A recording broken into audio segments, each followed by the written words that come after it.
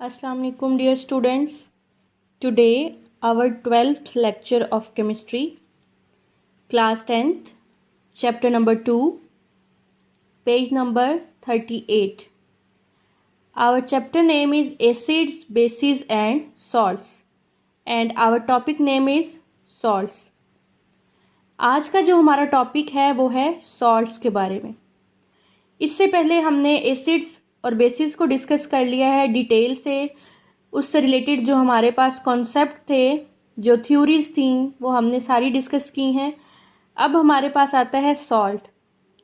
Salt अब हमारे पास एक मेजर टॉपिक है. इसमें हम इसकी प्रिपरेशन भी पढ़ेंगे, इसके रिएक्शंस भी हम देखेंगे, एसिडिक रिएक्शंस देखेंगे, बेसिस रिएक्शन देखेंगे, सारे डिटेल में.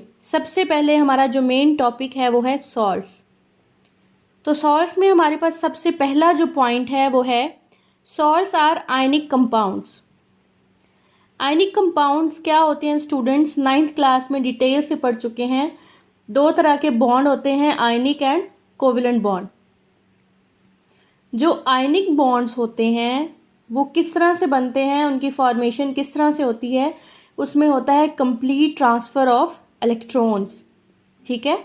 अब ऐसे कंपाउंड्स जिसके अंदर कंप्लीट ट्रांसफ़र ऑफ इलेक्ट्रॉन हो रहा है और उसके थ्रू कोई बॉन्ड बन रहा है तो उसको हम क्या बोलेंगे, वो हमारे पास क्या है, आयनिक बॉन्ड.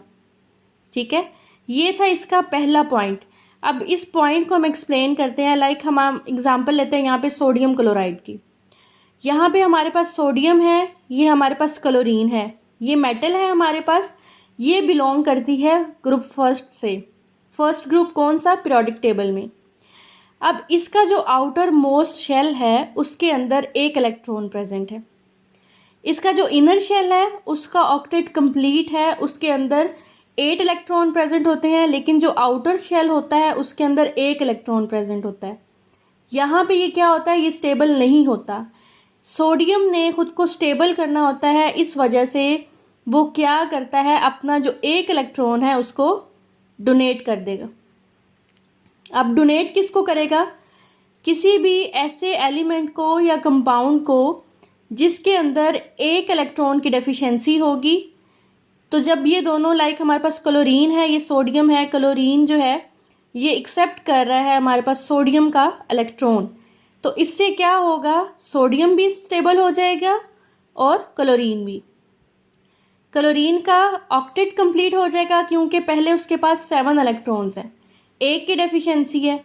यहाँ पे सोडियम का डुप्लेट कंप्लीट हो जाएगा क्योंकि यहाँ पे इसके पास एक इलेक्ट्रॉन है, इसको स्टेबल होने के लिए दूसरे इलेक्ट्रॉन की ज़रूरत है. तो इसके ऊपर प्लस का साइन आएगा, क्यों, क्योंकि ये यहाँ पे डोनेट कर रहा है, और इसके ऊपर माइनस का साइन आएगा, ये एक्सेप्ट कर रहा है. तो इन दोनों के साथ जब ये दोनों एक दूसरे के साथ बॉन्ड बनाएंगे, आयनिक बॉन्ड बनेगा, तो क्या हमारे पास बन जाएगा, सोडियम क्लोराइड. ये हमें क्या प्रूफ कर रहा है, ये हमारे पास एक सॉल्ट है जो क्या है, हमारे पास आयनिक कंपाउंड जिसमें कंप्लीट ट्रांसफ़र ऑफ इलेक्ट्रॉन हो गया. ठीक है. ये तो था हमारा पहला पॉइंट. दूसरा पॉइंट है हमारा कि ये जो है न्यूट्रलाइजेशन इसमें प्रेजेंट होती है. न्यूट्रलाइजेशन रिएक्शंस होते हैं, कहाँ होते हैं, एसिड्स में एंड बेसिस में. लाइक हम एसिड और बेस लेते हैं, इक्वेशन की हेल्प से हम इसको सॉल्व करेंगे. हमारे पास है हाइड्रोक्लोरिक एसिड और यहाँ पे हम लेते हैं बेस. अब हमारे पास क्या बन रहा है इन दोनों के रिएक्शन से, एक तो सोडियम क्लोराइड, दूसरा बन रहा है हमारे पास वाटर. अब ये जो हमारे पास रिएक्शन हुआ है ये है न्यूट्रलाइजेशन रिएक्शन. क्लियर है स्टूडेंट्स. किस तरह से अब ये बनेगा मैं आपको बता देती हूँ. यहाँ पे हाइड्रोजन है, इसके ऊपर प्लस का साइन है, क्लोरीन माइनस, सोडियम के ऊपर प्लस का साइन है, OH के ऊपर माइनस का साइन है.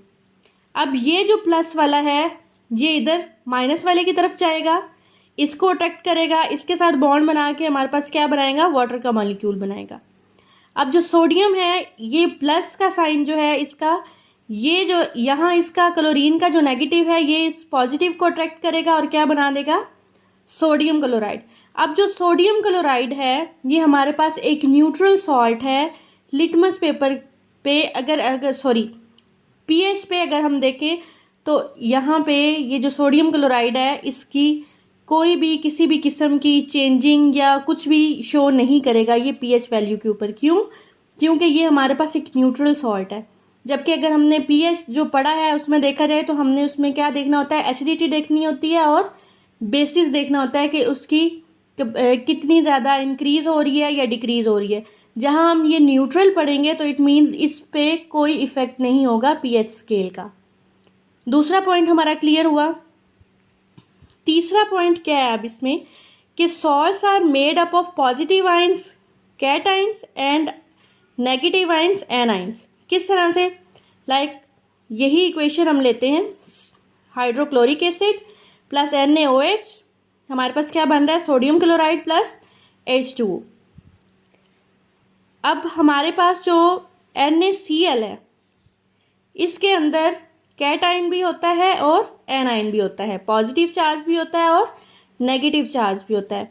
जो पॉजिटिव चार्ज होगा वो सोडियम की तरफ से आएगा, तो हम कह सकते हैं तो ये हमारे पास क्या होगा, मेटालिक कैटाइंस। और यहाँ पे एनाइन आ रहा है हमारे पास क्लोरीन से।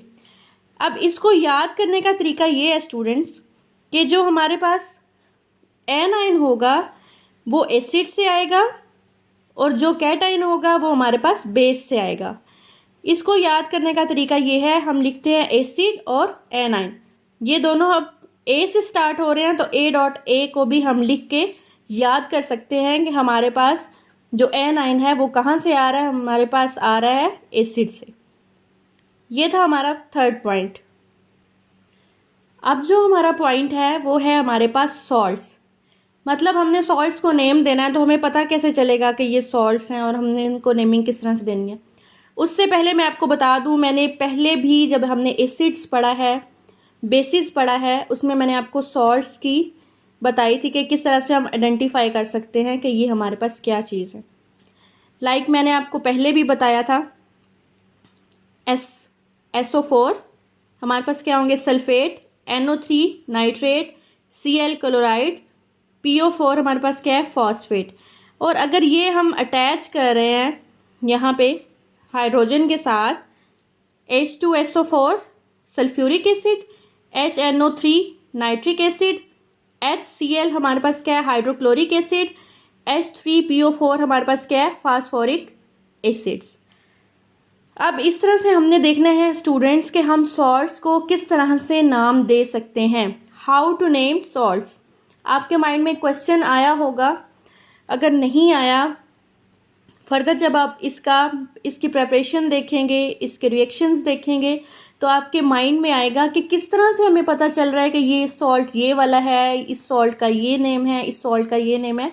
तो आपको नेम पहले से बता दिए हैं और ये बता दिया है कि जब इनके साथ हमारे पास ये हाइड्रोजन अटैच हो रही है और कितनी हाइड्रोजन है, यहाँ पे 2 है, यहाँ पे सिंगल है, यहाँ पे भी सिंगल है, यहाँ पे 3 है, तो हम इनके नेम जो हैं वो किस तरह से मेंशन कर रहे हैं। उसके बाद ये एग्जांपल है हमारे पास, लाइक हम लिखते हैं सोडियम, ये हमारे पास SO4। ये अब हमारे पास सोडियम है स्टूडेंट्स, हमें पता है ग्रुप नंबर जो फर्स्ट है उसके साथ ये बिलोंग करता है पीरियोडिक टेबल में। SO4 हमारे पास सल्फेट है और अगर हमने इसको कंबाइन देखना है कि इसका नेम क्या है तो ये हमारे पास सोडियम है, मेटल है, और ये हमारे पास क्या है, सल्फेट। तो हम इसको क्या बोलेंगे, ये हमारे पास है सोडियम सल्फेट। ये था हमारा फोर्थ पॉइंट। यहाँ तक हमारे पास थे सॉल्ट्स, हमने उनको आइडेंटिफाई कैसे करना है, सॉल्ट्स हमारे पास होते क्या हैं, वो रिएक्शंस भी हमने देखे हैं, सारा कुछ देखा है। उसके बाद हम देखेंगे करेक्टरिस्टिक्स, प्रॉपर्टीज़ ऑफ सॉल्ट्स। सबसे पहले जो इसकी प्रॉपर्टी है वो है आयनिक कंपाउंड्स होते हैं फाउंड इन क्रिस्टलाइन फॉर्म।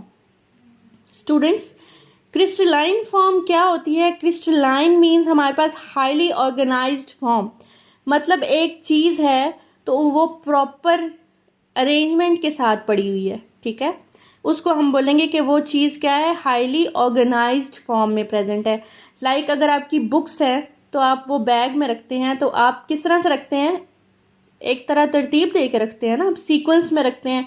ऐसा तो कभी नहीं हुआ कोई सीधी रखी हुई है, कोई उल्टी रखी हुई है, कोई एक दूसरे के अंदर आई हुई है जिसके पेजेस ख़राब हो रहे हैं, ऐसा बिल्कुल भी नहीं होता। एक सीक्वेंस के साथ आप ऑर्गेनाइज्ड फॉर्म में रखते हैं। इसी तरह ये जो क्रिस्टलाइन मीन्स होता है हाईली ऑर्गेनाइज्ड फॉर्म। लाइक हम ये छोटी सी एग्जांपल देख लेते हैं, like plus minus, minus plus, plus minus. ये हम एक छोटा सा एग्जांपल आपको दिखा रहे हैं कि किस तरह से अरेंज होते हैं इसमें पॉजिटिव और नेगेटिव चार्जेस, और किस तरह से इनके दरमियान इलेक्ट्रोस्टैटिक फोर्सेस होती हैं और ये एक दूसरे को अट्रैक्ट कर रहे होते हैं और एक दूसरे के साथ टाइटली पैक्ड होते हैं। इसके बाद सेकंड पॉइंट है हमारा high melting and boiling point होते हैं। किस तरह से? अब हमने देखा है कि यह क्या हो रहा है, ये हाईली ऑर्गेनाइज्ड फॉर्म में प्रेजेंट है। जब हाईली ऑर्गेनाइज्ड फॉर्म में प्रेजेंट होंगे तो इसमें जो इलेक्ट्रोस्टैटिक फोर्सेस होंगी वो भी हाई होंगी, तो इनका जो मेल्टिंग पॉइंट होगा और बॉइलिंग पॉइंट होगा वो भी डेफिनेटली क्या होगा, हाई होगा। मतलब हम इनके बॉन्ड को इजीली ब्रेक नहीं कर सकते, हमें उनको ब्रेक करने के लिए बहुत ज़्यादा एनर्जी रिक्वायर होगी। ठीक है, ये था इसका दूसरा पॉइंट। उसके बाद तीसरा पॉइंट है हमारे पास, salts contain water of crystallization which is responsible for the shape of the crystal. मतलब कि जो सॉल्ट्स होते हैं उनमें वाटर ऑफ क्रिस्टलाइजेशन प्रेजेंट होती है। किस तरह से? क्योंकि वो रिस्पॉन्सिबल होते हैं for the shape of the crystal. अब कोई भी क्रिस्टल है, हमने पढ़ा तो है कि ये क्रिस्टलाइन फॉर्म में प्रेजेंट है। अब ज़रूरी नहीं है कि वो क्रिस्टलाइन फॉर्म एक ही तरह की होगी, वो एक ही तरह से अरेंज हुए हुए होंगे, ऐसा बिल्कुल भी नहीं होता। जो क्रिस्टल्स होते हैं उनकी शेप्स डिफरेंट होती हैं और उनकी शेप्स डिपेंड कर रही होती हैं। लाइक हमने ये पढ़ा है कि water of crystallization which is responsible, जो वाटर ऑफ क्रिस्टलाइजेशन है वो रिस्पॉन्सिबल होती है for the shape of the crystal, कि उस क्रिस्टल की शेप किस तरह से होगी। Like number of molecules of water are specific for each salt. इसमें अब हमारे पास दो एग्जांपल्स हैं, एक है हमारे पास कॉपर सल्फेट, दूसरी है हमारे पास कैल्शियम सल्फेट। अब जो कॉपर सल्फेट है हमारे पास, इसके अंदर हमारे पास वाटर के मॉलिक्यूल कितने हैं, 5। और जो हमारे पास कैल्शियम सल्फेट है इसमें हमारे पास वाटर के मॉलिक्यूल कितने हैं, 2। तो ये हमारे पास क्या है, CuSO4, S सल्फर, 4 हमारे पास 4 साइडेड पे क्या है हमारे पास ऑक्सीजन, और साथ इसके क्या है, कॉपर। अब इनके साथ अरेंज हुए हुए क्या है हमारे पास 5 मॉलिक्यूल हैं वाटर के। आप दे सकते हैं 1 2 3 4 एंड 5। दूसरी एग्जांपल है हमारे पास कैल्शियम सल्फेट की, तो इसमें वाटर मॉलिक्यूल हैं 2। तो इसी तरह ये ऑर्गेनाइज फॉर्म में प्रेजेंट होगा और इसके साइड्स पे हमारे पास क्या है, 2 वाटर मॉलिक्यूल्स प्रेजेंट हैं।